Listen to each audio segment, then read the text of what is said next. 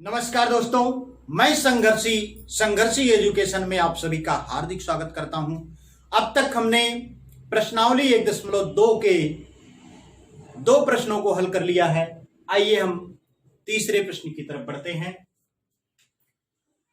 तीसरा प्रश्न हमारा है, अभाज्य गुणनखंड विधि द्वारा निम्नलिखित पूर्णांकों के एचसीएफ और एलसीएम ज्ञात कीजिए।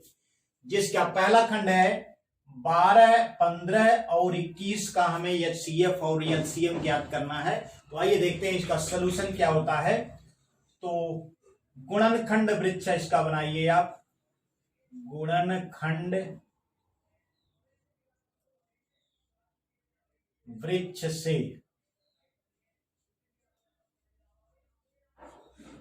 गुणनखंड 12 का गुणनखंड वृक्ष आप बनाइए। तो ये 2 से आप काटिए इसको, तो 2 छक 12 हो जाएगा। फिर 6 भी 2 से कटेगा, 2 3 6। तो ये हमारा 12 का गुणनखंड वृक्ष बन गया। आइए 15 का गुणनखंड वृक्ष बनाते हैं। 15 2 से नहीं कटेगा, तो इसे आप 3 से काटिए। 3 5 15 हो जाएगा, यानी इसका गुणनखंड वृक्ष ये हो गया हमारा।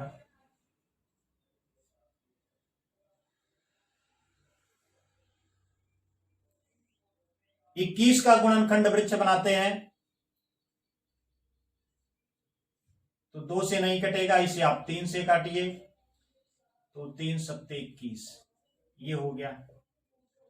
तो इसके गुणनखंड क्या हो जाएंगे? इंप्लाइज दैट 12 का गुणनखंड हो जाएगा हमारा 2 गुणे 2 गुणे 3 और 15 का गुणनखंड हो जाएगा 3 गुणे 5। 21 का गुणनखंड हो जाएगा 3 गुणे 7। अब हमें ज्ञात करना है एचसीएफ। तो 12, 15 और 21 का एचसीएफ बराबर। अब आइए देखिए क्या होगा इसका। एचसीएफ का मतलब हाईएस्ट कॉमन फैक्टर, हिंदी में इसे महत्तम समापवर्तक कहते हैं। यानी वह बड़ी से बड़ी संख्या जो दी गई संख्याओं को पूरा पूरा विभाजित कर दे, दी गई संख्याओं का महत्तम समापवर्तक कहलाती है, हाईएस्ट कॉमन फैक्टर कहलाती है। तो इसमें देखिए कौन सी ऐसी संख्या है जो तीनों को विभाजित करती है और सबसे बड़ी है। तो इसमें आप देखिए 2 इसमें कहीं नहीं है, तो इसको 2 देखने की आवश्यकता नहीं है। देखिए इसमें 3 है, इसमें भी 3 है, इसमें भी 3 है। तो 3 जो है तीनों में कॉमन है, इसलिए इसका हाईएस्ट कॉमन फैक्टर यानी एचसीएफ हो जाएगा 3। अब 12, 15 और 21 का एलसीएम। एलसीएम जो होता है लीस्ट कॉमन मल्टीपल होता है, लघुत्तम समापवर्त्य कहा जाता है इसको हिंदी में। तो लघुत्तम समापवर्त्य क्या होती है? वह छोटी सी छोटी संख्या जो दी गई संख्याओं से पूरा पूरा विभाजित हो जाती है, दी गई संख्याओं का लघुत्तम समापवर्त्य हो जाती है। तो आइए देखते हैं क्या होगा इसका। 2 गुणे 2, 2 गुणे 2। अब यहां पर देखिए 3 जो है, 3 जो संख्या तीनों में गुणनखंड के रूप में होती है उसको हम एक बार लिखते हैं, गुणे 3 हो जाएगा। उसके बाद आप देखिए 5 है और इसमें 7 है, यानी दोनों लिखा जाएगा, गुणे 5 गुणे 7। अब आइए इसको गुणा कर लेते हैं। 2 दूना 4, 3 12 25 60। 60 में आप 7 से गुणा करेंगे तो 7 6 42 यानी 420 हो जाएगा। यानी एलसीएम 3 हो गया, एलसीएम 420 हो गया, एचसीएफ 3 हो गया। तो आपका आंसर हो जाएगा, आंसर बराबर हो गया, आंसर एचसीएफ बराबर हो गया 3, एलसीएम बराबर हो गया 420। तो इस प्रकार से हमारा पहला खंड हल हो गया है। आइए दूसरे खंड की तरफ बढ़ते हैं। 17, 23 और 29 का हमें निकालना है, तो इनका हम गुणनखंड वृक्ष बनाते हैं। 17 का गुणनखंड वृक्ष बनाइए। 17 किसी से नहीं कटेगी, खुद ही अभाज्य संख्या है, तो इसको 1 यहां लिख दीजिए, और ये 1 और 17 इसका गुणनखंड हो गया। और 23 भी अभाज्य संख्या है, किसी अन्य संख्या से नहीं कटेगी, तो 1 इसका गुणनखंड हो जाएगा और खुद ये संख्या यानी 23 हो जाएगी। अगला है 29। 29 भी किसी से नहीं कटेगी, तो इसका गुणनखंड 1 और 29 हो जाएगा। तो ये हो गया आपका 17 बराबर हो जाएगा 1 गुणे 17। 23 बराबर हो जाएगा 1 गुणे 23, और 29 बराबर हो जाएगा 1 गुणे 29। तो इन संख्याओं का HCF क्या हो जाएगा? HCF आप देखिए तीनों में कौन कॉमन है? 1 है, तो HCF हो जाएगा 1। LCM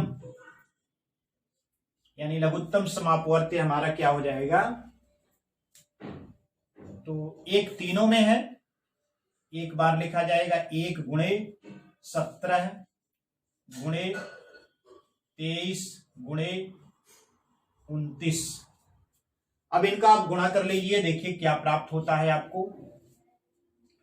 तो गुणा करते हैं, आइए देखिए।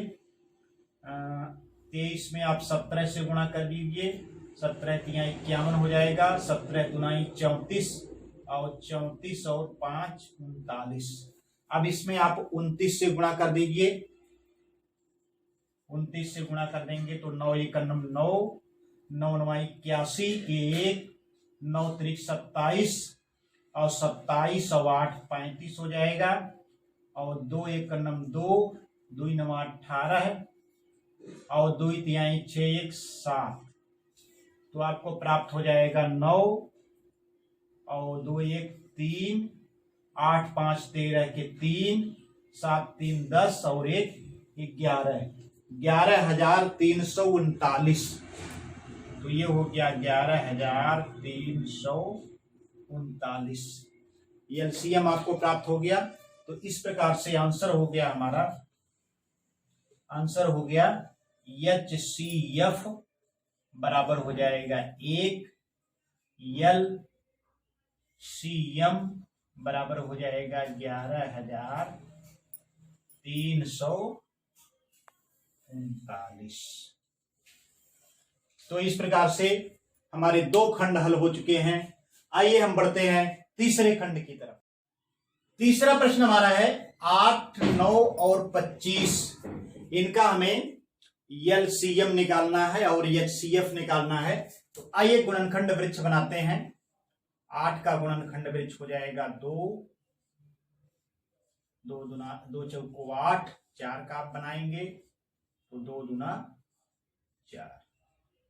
अब आइए 9 का गुणनखंड वृक्ष आप बनाएं तो देखिए क्या मिलता है। 3 त्रिको 9 प्राप्त होगा आपका। 25 का गुणनखंड वृक्ष आप बनाएंगे तो आपको क्या प्राप्त होगा? 5 25 25 आपको प्राप्त हो जाएगा। अर्थात 8 का गुणनखंड हो जाएगा 2 गुणे 2 गुणे 2। 9 का गुणनखंड हो जाएगा 3 गुणे 3, और 25 का गुणनखंड हो जाएगा 5 गुणे 5। तो आइए देखते हैं इसका HCF क्या होता है। Highest common factor. कोई भी गुणनखंड ऐसा है जो तीनों में है? नहीं है, तो इसका HCF जो हो जाएगा 1। कोई भी गुणनखंड अगर कॉमन नहीं है तो उसका जो HCF होगा, हाईएस्ट कॉमन फैक्टर जो होगा 1 हो जाएगा। एलसीएम देखिए क्या होता है, एलसीएम 2 गुणे 2 गुणे 3 बार है, इसमें 2 कहीं नहीं है तो 2 को 3 बार आप लिखेंगे, गुणे 3 गुणे 3 गुणे 5 गुणे 5, तो गुणा कर लीजिए, देखिए क्या प्राप्त होता है आपको।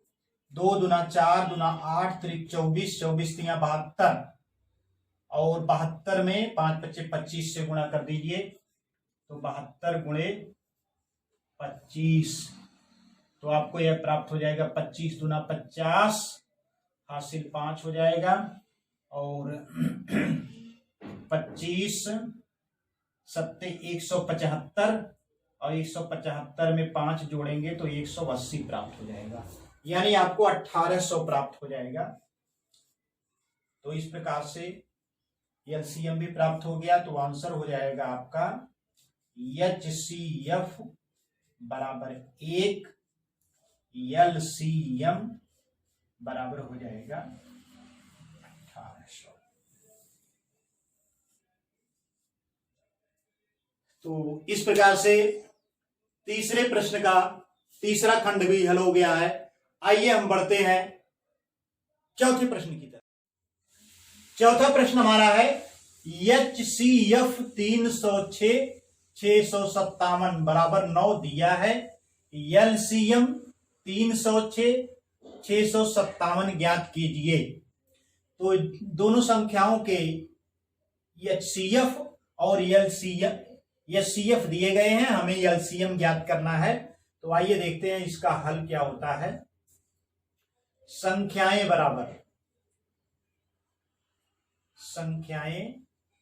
बराबर 306 657, ये दो संख्याएं दी गई हैं, और दोनों संख्याओं का HCF हमको दिया गया है। HCF बराबर 9 है, तो हमें ज्ञात करना है एलसीएम। तो एक सूत्र हमने आपको बताया था, HCF गुणे एलसीएम बराबर होता है संख्याओं का गुणनफल, संख्याओं का गुणनफल, अर्थात समापवर्त और महत्तम समापवर्तक का गुणनफल जो होता है संख्याओं के गुणनफल के बराबर होता है, अर्थात HCF और एलसीएम का गुणनफल संख्याओं के गुणनफल के बराबर होता है। तो आइए देखते हैं, HCF का यहां पे आप इस सूत्र में मान रख दीजिए, 9 गुणे एलसीएम हमें ज्ञात करना है, बराबर हो जाएगा संख्याओं का गुणनफल अर्थात 306 गुणे 657। एलसीएम बराबर हो जाएगा, ये 9 यहां पे गुणा कर रहा है तो दाहिने साइड ले जाएंगे तो भाग करेगा, तो 306 गुणे 657 बटा 9। तो आइए इसको 9 से हम काट देते हैं, तो 306 को 9 से काट दीजिए, तो 9 त्रिक 27, 3 30, 9 चौक 36, 34 प्राप्त हो गया। अब 6 5 7 में आप 3 34 से गुणा कर दीजिए, 4 7 28 आपको प्राप्त हो जाएगा, 4 25 20 2 22, और 4 6 24, और 24 2 26, 3 7 21, 3 25 15 2 17, और 3 6 18, 18 1 19, ये प्राप्त हो जाएगा 8 2 1 3, और ये हो जाएगा 7 6 13 के 3, 9 2 11, 1 12, और 1 1 2, यानी 22,338 बराबर ये हो जाएगा 22,338। तो हमारा आंसर हो गया एलसीएम बराबर कितना हो गया, 22,338। तो इस प्रकार से हमारा चौथा प्रश्न भी हल हो गया है। उम्मीद करता हूं कि आपकी समझ में आ रहा होगा, और अगर आपकी समझ में आ रहा है तो हमारे चैनल संघर्षी एजुकेशन को सब्सक्राइब करें और बेल आइकन को दबाएं, जिससे हमारे नए नए वीडियोस की नोटिफिकेशन आपको बराबर मिलती रहे। हमारे वीडियो को लाइक करें, ज्यादा से ज्यादा शेयर करें। धन्यवाद।